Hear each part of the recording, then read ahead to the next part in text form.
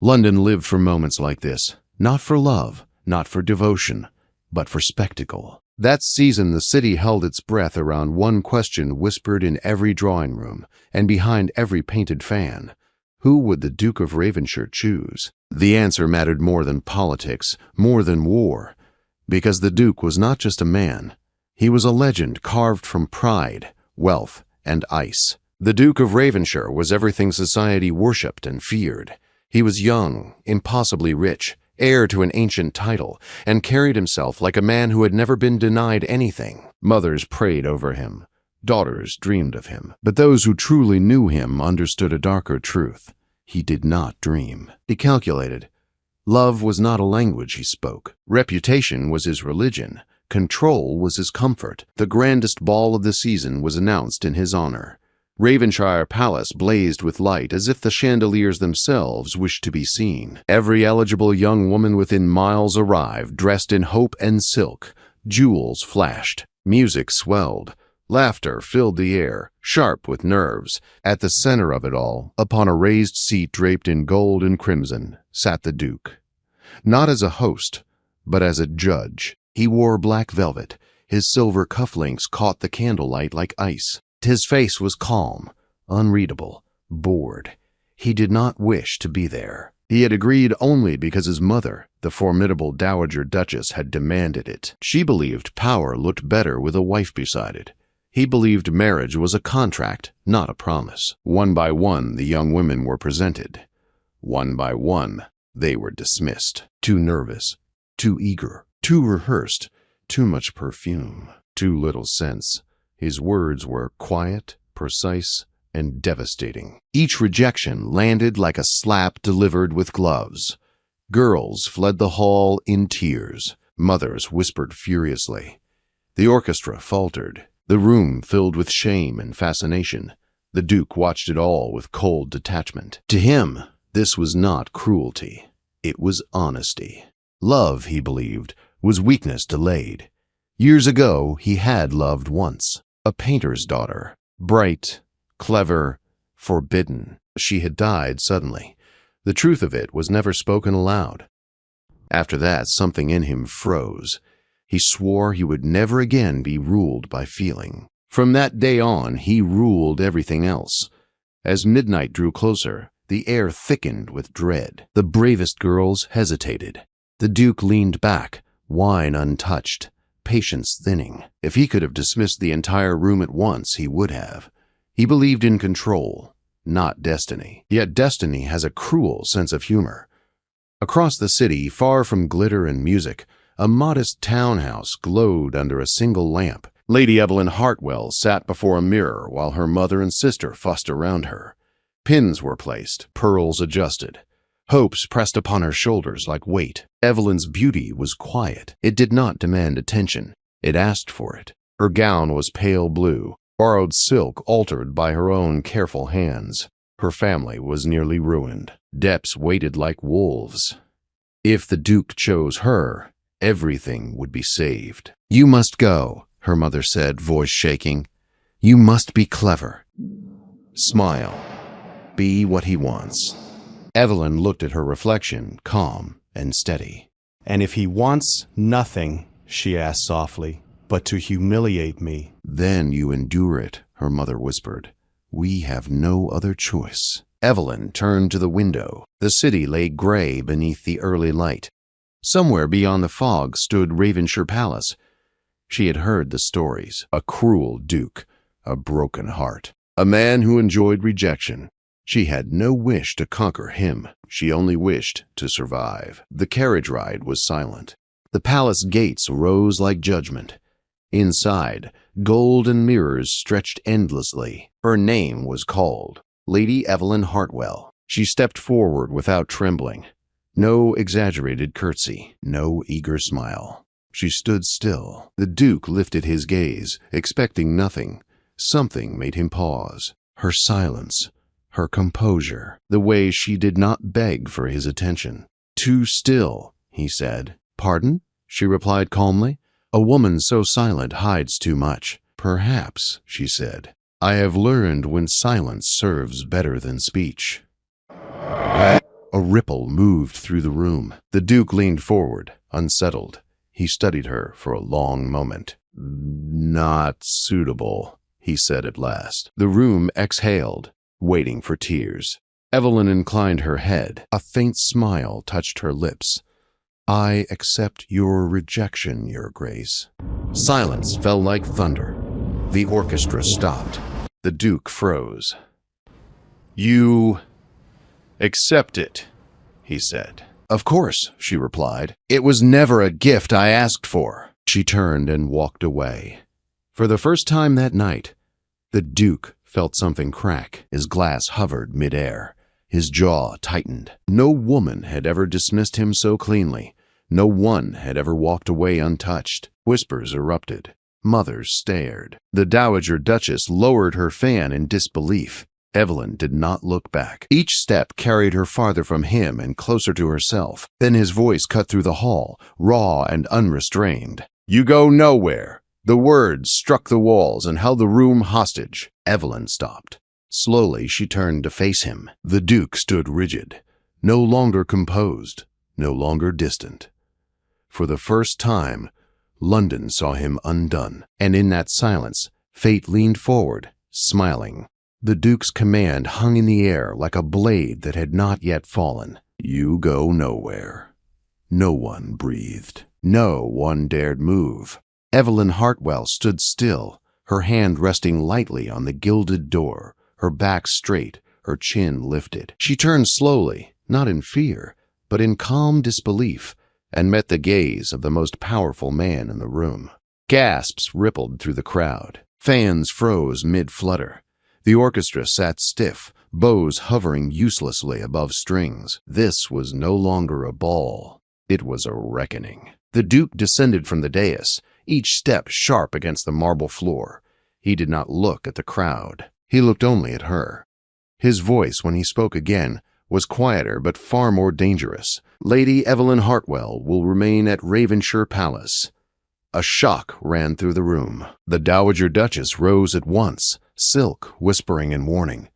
"Ravenshire," she hissed. "You forget yourself." "I remember myself very clearly," he replied without turning. "You were meant to select a bride," she snapped, "not detain a young woman before all of London." "I detain no one," he said. "I extend my protection." Protection. The word sounded like mockery in a room full of witnesses. Every person present understood the danger of this moment. To remain at a man's house without explanation was ruin dressed as courtesy. Evelyn's mother rushed forward, pale and trembling. "Your Grace, please. My daughter meant no offense." Evelyn gently touched her arm.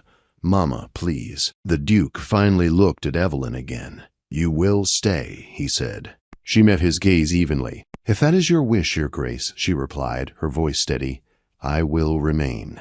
But not because you command it." The quiet courage of her words unsettled him more than defiance ever could. A murmur swept the room, thick with scandal. The Duke straightened, his pride wounded, his curiosity burning. The ceremony ended abruptly. Guests were dismissed in confusion and delight. By morning, London would be aflame. That night, Ravenshire Palace became something else entirely. Not a home, not a prison, a battleground of wills. Evelyn was escorted to a guest chamber in the East Wing. It was spacious, elegant, and carefully distant from the Duke's private rooms. Rain streaked the windows. She sat by the fire, hands folded, heart steady. She had faced humiliation. She could face uncertainty. Below, the Duke endured his mother's fury. "You have invited disgrace into this house," the Dowager Duchess said, pacing the study. "Do you understand what they will say?" "Let them speak," he replied. "They will call her your mistress. She is nothing of the sort." "Then release her," she demanded. "Now." "No," the Duchess stopped. "You have never refused me before." He turned toward the fire. "Then perhaps it is time." She stared at him, seeing something unfamiliar beneath his control. "This woman will ruin you." "No," he said quietly. "She has already undone me. I only wish to understand why." Morning arrived with gray light and heavy silence. Evelyn joined breakfast, dressed simply, her posture composed. The Duke was already there, staring at letters he had not read.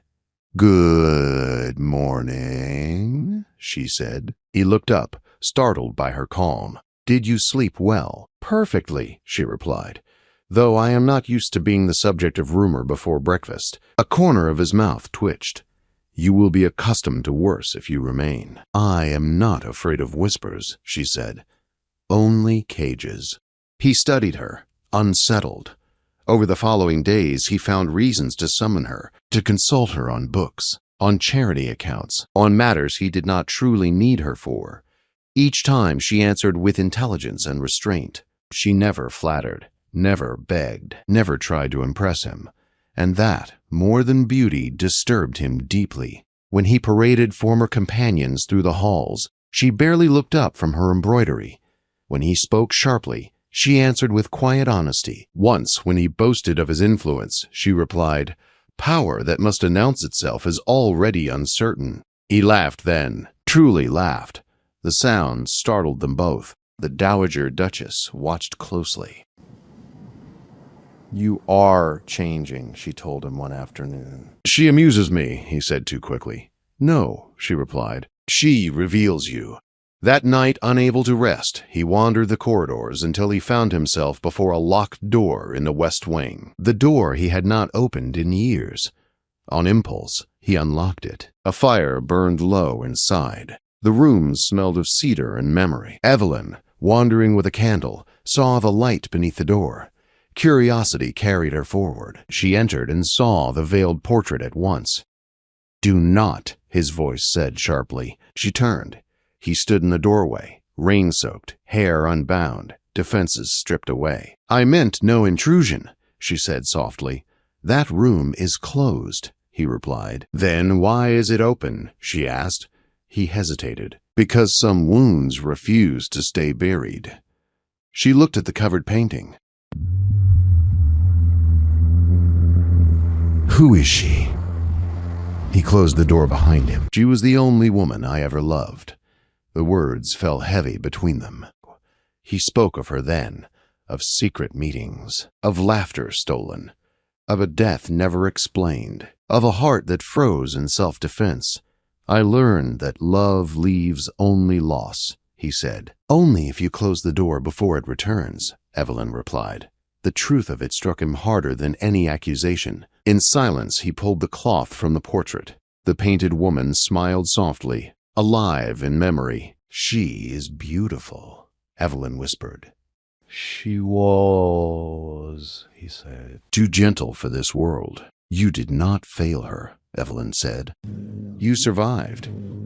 He looked at her as if seeing something he had forgotten existed. Mercy. The storm raged outside. Inside, something fragile shifted. When Evelyn left the room, the Duke did not stop her. He stood alone, staring at the past he had imprisoned. By morning, the storm had passed, but inside him, it had only begun. London, meanwhile, was merciless. Whispers sharpened. Headlines bloomed. The Duke, who rejected every woman, now kept one hidden away. The city feasted, and then came the masquerade at Blackwood Hall. The Duke attended, with Evelyn. When they entered together, the ballroom fell silent. Masks turned, music stuttered. He offered his arm. She took it. Together they descended the stairs, defiance woven into every step. She danced with another man that night, a harmless viscount. The Duke watched, jealousy burning through his restraint. When the music ended, he crossed the floor and took her hand. "You've undone me," he said. The words shocked the room. He asked her for a dance, not as a duke, as a man. They danced. Awkwardly, honestly. When it ended, he left without explanation, leaving the city stunned. That was the night London realized the game had changed, and the Duke realized he no longer knew how to play. London did not forgive quietly.